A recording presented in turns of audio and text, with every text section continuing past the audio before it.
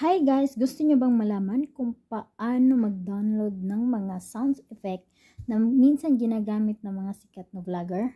Kung gusto nyo, panoorin nyo ang video na ito hanggang dulo. Tayo sa ating Google Chrome. Natin may instant tayo siya. Yan, may instant. I-click lang natin siya guys at lalabas na mga audio ang ginagamit ng mga kapwa natin content creator, lalong-lalo na yung mga malalaking content creator. So, see? Wait lang. Lagyan natin ang volume.